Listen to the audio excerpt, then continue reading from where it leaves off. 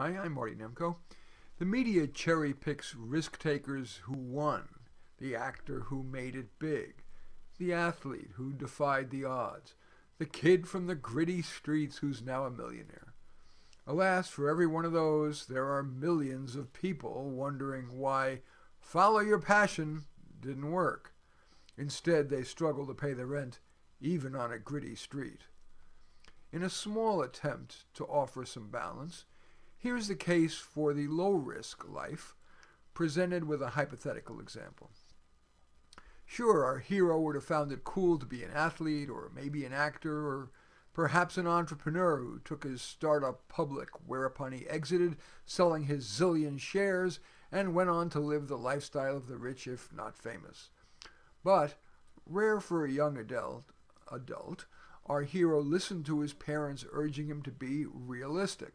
So he didn't opt for a college that would saddle him with a mountain of debt, but rather he started at community college and then transferred to in-state U.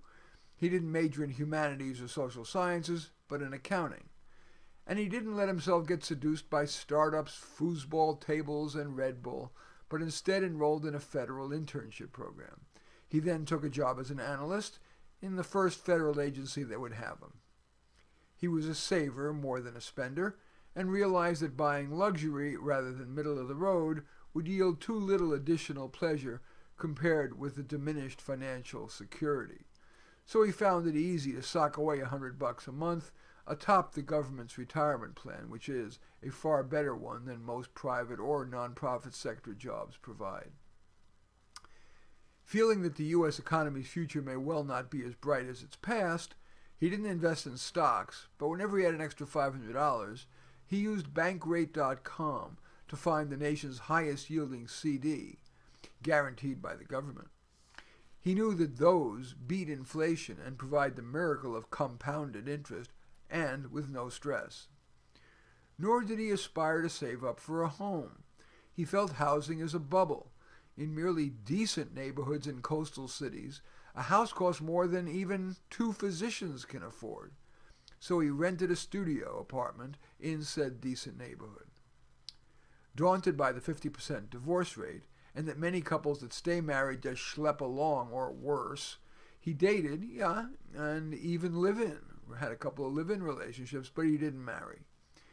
He did get much pleasure from his relationships, romantic and platonic, and from his hobbies of acting and behind-the-scenes roles in community theater, and playing the guitar in a band, even writing some songs for it.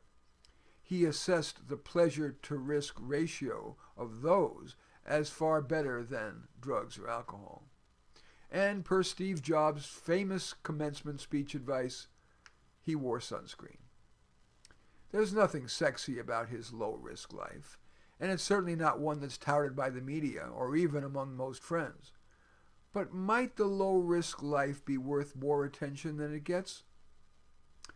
Thank you for watching. I'm Marty Nemko. I appreciate your comments, thumbs up, thumbs down, subscribing, sharing on social media. In any event, I do thank you for watching. I am Marty Nemko.